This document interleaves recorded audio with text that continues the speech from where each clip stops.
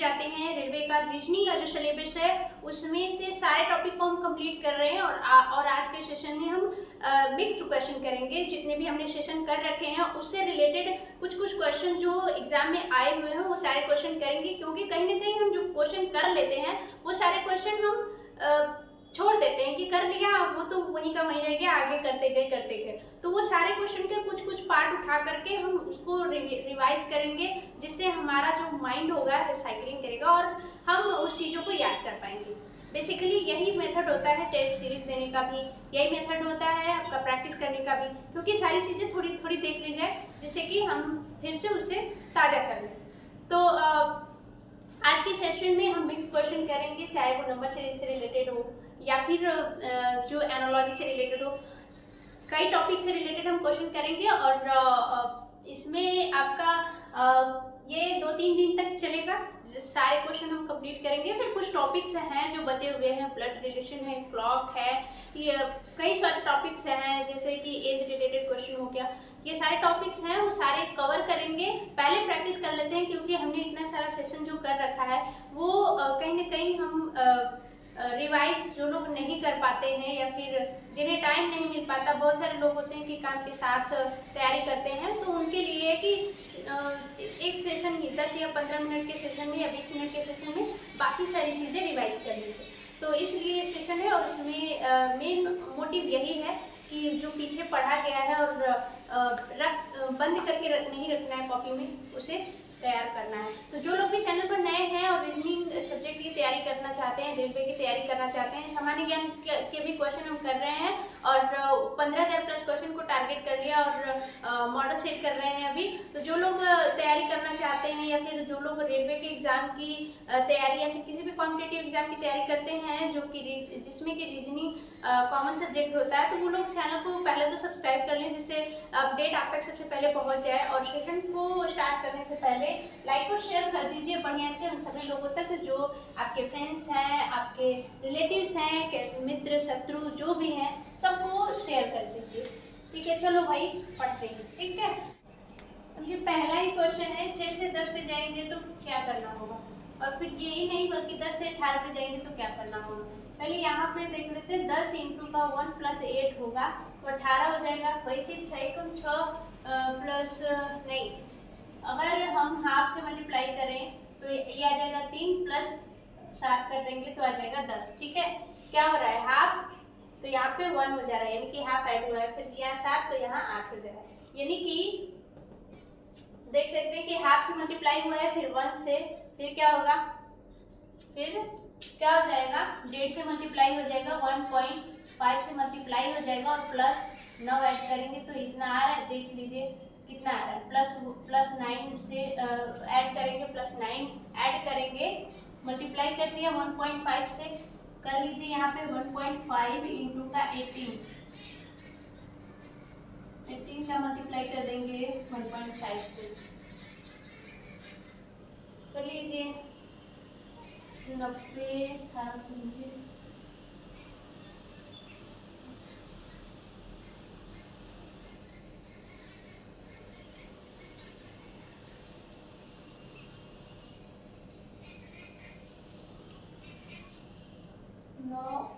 18 × 18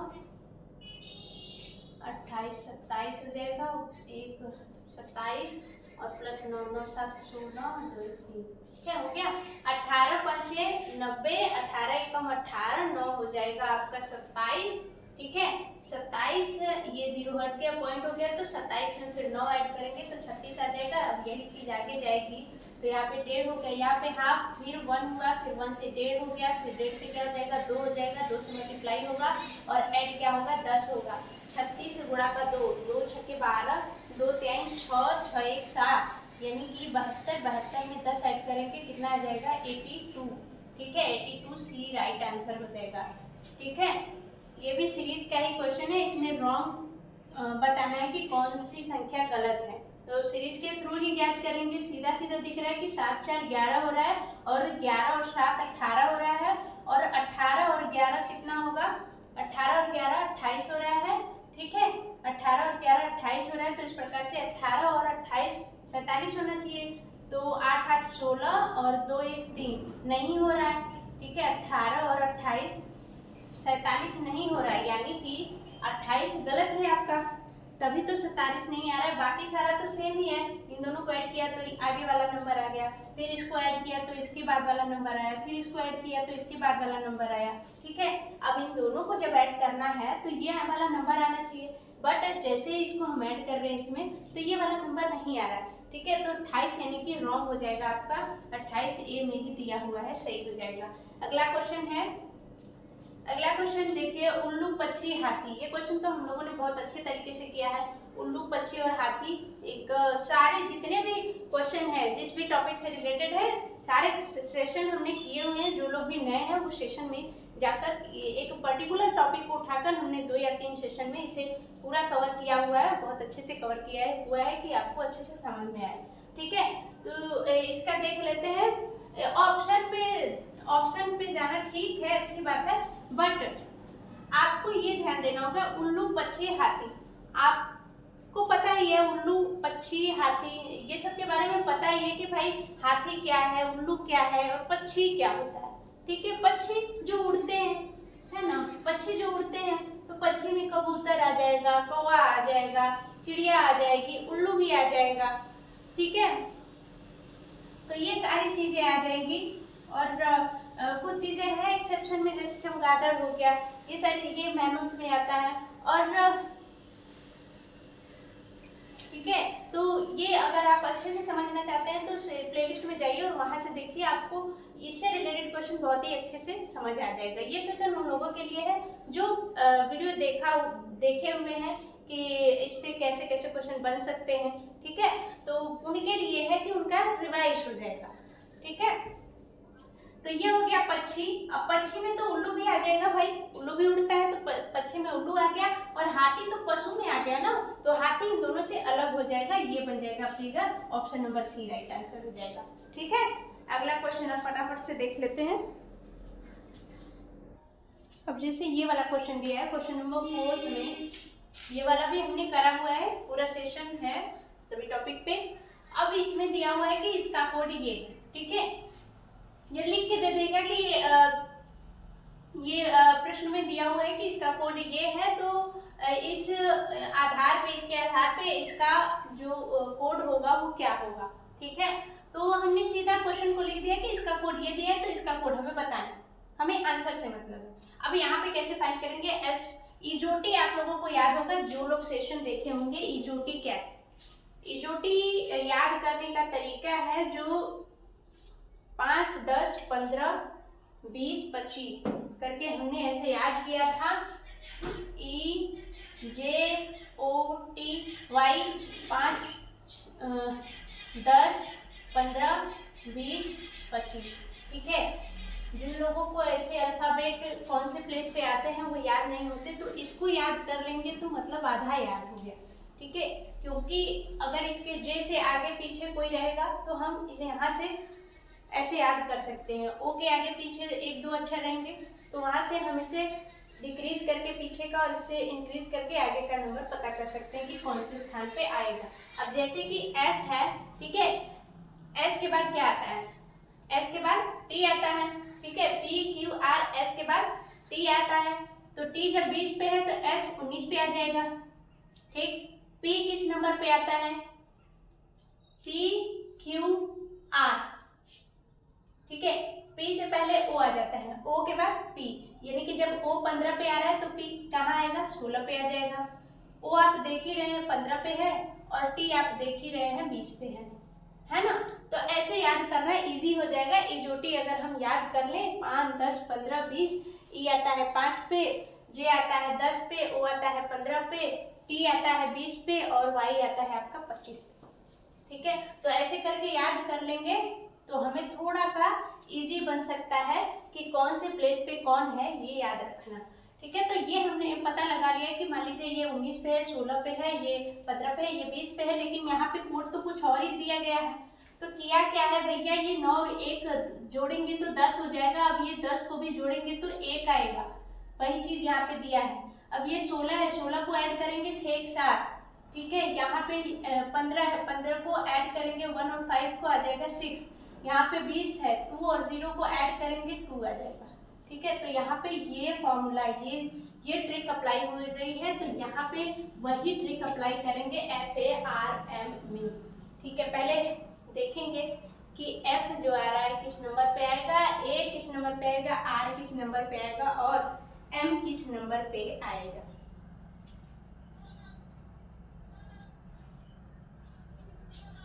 अब ये देखेंगे 13 नंबर पे आएगा, ये 18 नंबर पे आएगा 1 नंबर पे, और यह आएगा 6 नंबर पे। हो गया ना।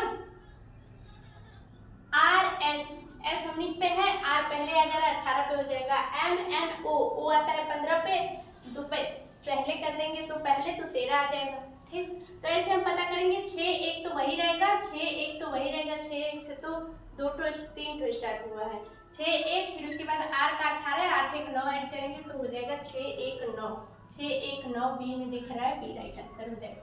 ठीक है, अगला क्वेश्चन देखेंगे।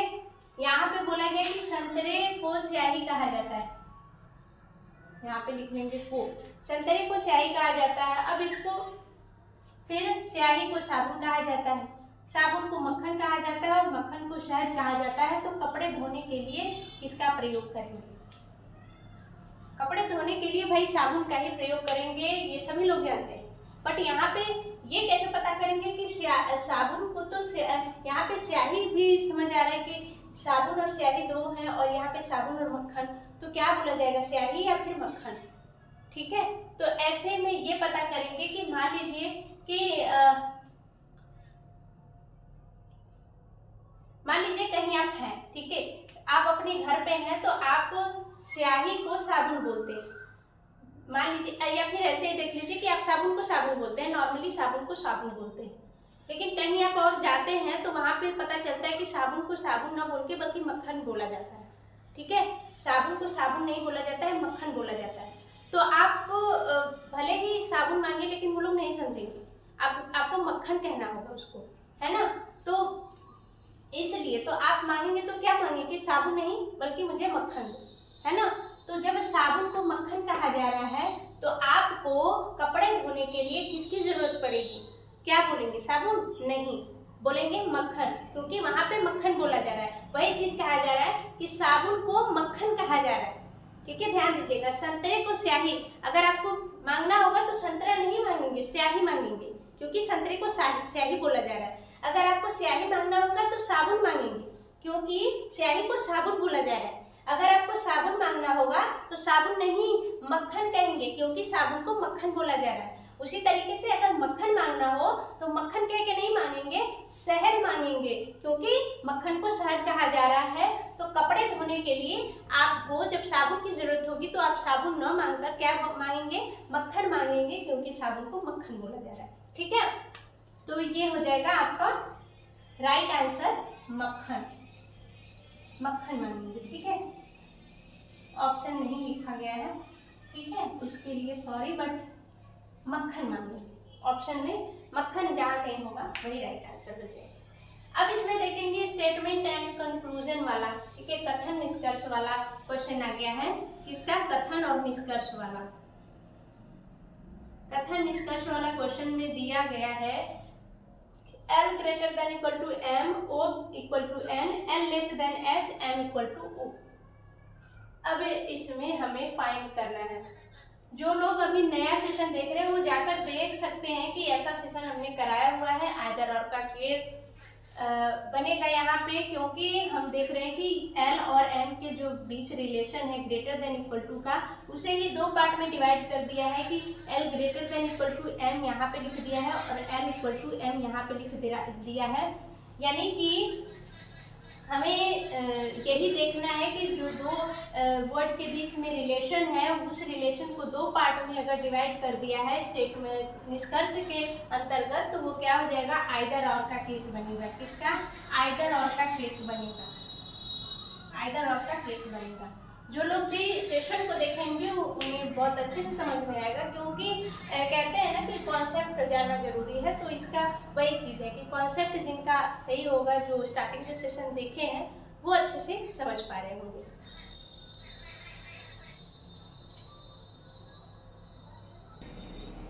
अब ये वाला क्वेश्चन देखेंगे, क्वेश्चन नंबर 7 और क्वेश्चन नंबर 8 और 9। 7 में विषम चुनना है, ऑड चुनना है, ठीक है। क्या करना है, ऑड बताना है कि इन सब में से ऑड कौन है। I से J दिख रहा है +1, B से C +1, J से K +1, F से F +1 नहीं हो रहा है, 0 हो रहा है, ठीक है। तो D आपका ऑड हो जाएगा। अगला देखेंगे, दही दिया है, इसमें भी विषम ही देखना है। तो दही, मक्खन, क्रीम, ये सारी चीजें दूध से, जो दूध का प्रोडक्ट है, दूध से बनता है, बट ऑयल जो होता है ये दूध से नहीं बनता है। तो ये हो जाएगा आपका राइट आंसर, क्योंकि ये ऑड है। दर्पण प्रतिबिंब से क्वेश्चन है, मिरर इमेज से, मिरर इमेज से क्वेश्चन है, मिरर इमेज से, ठीक है। मिरर इमेज का क्वेश्चन क्या है, ये क्वेश्चन भी हमने करा हुआ है। अब इसका, ये सारे क्वेश्चन जो मिक्स है ना, वो पेपर में आए हुए क्वेश्चन है, ठीक है। ये जो पेपर हुआ है वो सारा क्वेश्चन आया हुआ क्वेश्चन है, इसीलिए हमने जो सेशन में डिस्कस किया है वो सारा क्वेश्चन हमने मेथड के थ्रू, वो भी क्वेश्चन आए हुए हैं, बस हमने उसको कॉन्सेप्ट के थ्रू करा है कि उसका जो बेसिक है और अपर लेवल तक। और यहाँ पे हम सिर्फ क्वेश्चन कर रहे हैं जो क्वेश्चन आए हुए हैं एग्जाम में, ठीक है। आरआरबी का, 2005 का, 6 का, ये सारे क्वेश्चन यहाँ पे हैं।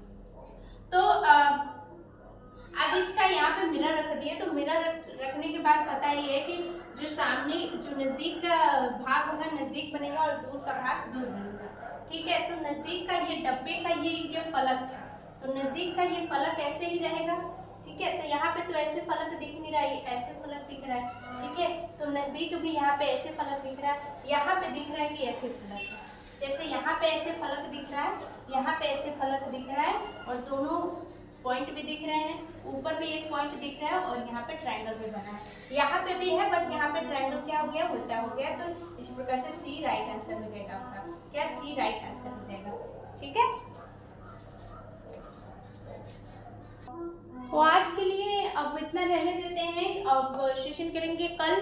और अभी बहुत सारे क्वेश्चन ऐसे हैं जो हमें प्रैक्टिस के थ्रू करने हैं, और एग्जाम में पूछे गए क्वेश्चन हैं जो हमने सेशन में डिस्कस अभी तक नहीं करा है, तो वो सारे क्वेश्चन देखने को मिलेंगे आपको। और ये सेशन में अभी चलने वाला है, क्योंकि इसमें सारे क्वेश्चन हम करेंगे प्रैक्टिस के थ्रू, जैसे कि एग्जाम में जो आए हुए क्वेश्चन हैं, ठीक है। तो रीजनिंग को हम बहुत ही अच्छे से पढ़ेंगे, कि बाकी सब्जेक्ट का तो नहीं पता, लेकिन रीजनिंग में आपके सारे नंबर कवर होंगे, एक भी नंबर कहीं नहीं जाएगा। बस आपको जितना कहा जा रहा है आप बस उतना ही करिए, प्रैक्टिस हो रही है सेशन में, पूरी प्रैक्टिस देखिए।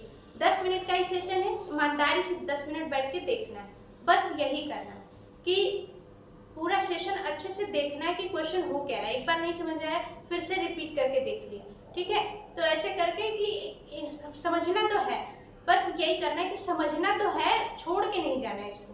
समझ लिया, बाद में भूल गए अलग की बात है, अगर हम फिर से भूल गए बाद में फिर से रिवाइज करेंगे तो वो समझ आ जाएगा, लेकिन अगर समझ ही नहीं आया तो हम कितनी भी बार रिवाइज कर लें वो नहीं समझ आएगा।